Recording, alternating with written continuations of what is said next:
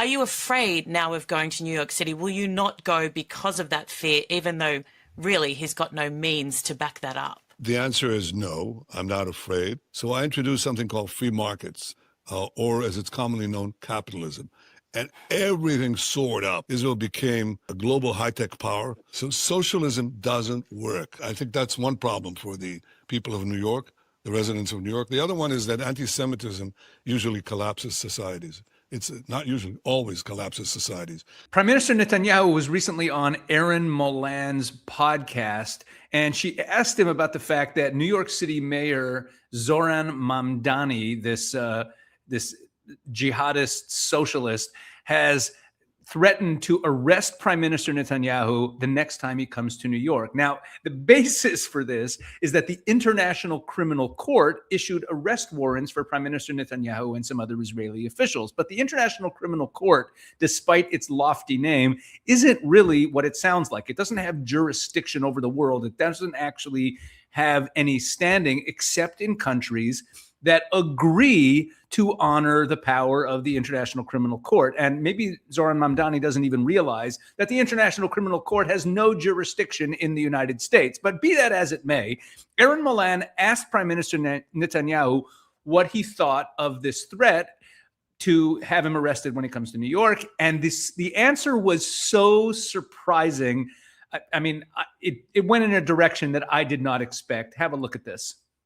About the new mayor of New York City, Mamdani, who said very robustly and confidently that he would arrest you should you step foot in New York City. He's softened that stance a little bit over the last, say, 12 hours, saying, well, foreign leaders can travel wherever they like.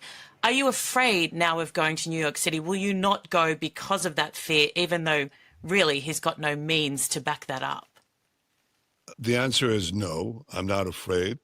And the answer is what do you want me to say about Mamdani? I mean, what about him?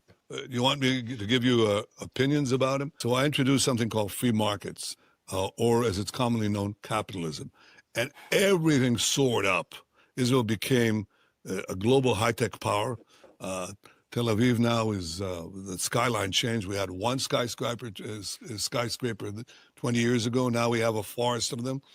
And you know what? Inequality went down, because people joined the job market. So everybody's income rose, and the disparity between the rich and the poor actually declined sharply. So socialism doesn't work. I think that's one problem for the people of New York, the residents of New York. The other one is that anti-Semitism usually collapses societies. It's not usually, always collapses societies. If that's the future of New York, I think New York has a very dim future, and usually people shake out of it. But what I found in reforming the Israeli economy is that it's very hard to do. It's very, very hard to do. We did it, and we did it with amazing success, and Israel is now one of the greatest. I think our stock market is growing faster than any other stock market in the world after 2 years of war. And that's because of the sound structure of free market competition, and not impossible handouts that create deficits that then collapse everything on your back. You know, if you sit at home and you just take debt, you reach a position called bankruptcy. And that's where New York might be headed. So I think that I wish a better future for the people of New York. But you ask me, am I afraid of going there? Hell no, of course not. Are you open to dialogue with him if he were to reach out and want a conversation with you? Well, listen, I have a lot of dialogues that I'm engaged in right now. I mean, a lot, okay? And I think this one, I think he should get his act together before he makes these statements. It's good to be a young leader, but it's not good to be a young, uneducated leader, in the sense of not knowing economics, not knowing what anti-Semitism is, not knowing who the bad guys are. But I think you should brush up on that. Then we might have a...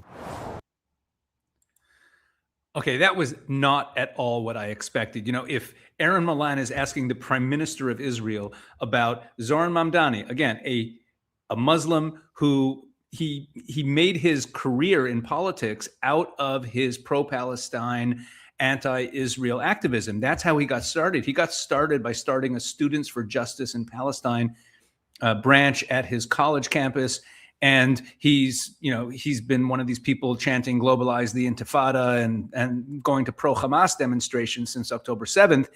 And I expected Prime Minister Netanyahu's answer to revolve around the fact that he's a Muslim or the fact that he's anti-Israel. And instead, he pivoted towards the socialism and started talking about economics and what a failure socialism is and what a success he had reforming the economy. Now, you might think that he's just waxing poetic or taking too much credit for reforming the Israeli economy, but this is really a very important aspect of Prime Minister Netanyahu's career that a lot of people don't realize, because before he was prime minister, and he's been prime minister for a long time, he was first elected in 1996. But before that, he was finance minister, and he really did reform the Israeli economy. So in short, Prime Minister Netanyahu really did take the Israeli economy from being very socialist, very union dominated, and pushing it more towards free markets and private enterprise throughout his career. As finance minister, he really fought against the power of these state monopolies. A lot of things in Israel were governed by state monopolies, including phone companies. And I remember that living in Israel, one of the first things he did as finance minister was he broke up the state-run phone monopoly, and immediately the cost of long-distance phone calling, which this is way back before cell phones, the cost of phones and long-distance phone calling dropped through the floor. He went to war against the unions. He cut taxes. He opened up Israel to global capitalism. As prime minister, he then went on and made welfare cuts, lowered corporate taxes, and made entrepreneurship much more profitable in Israel. Look, he's someone who really understands that economic freedom also contributes to national security.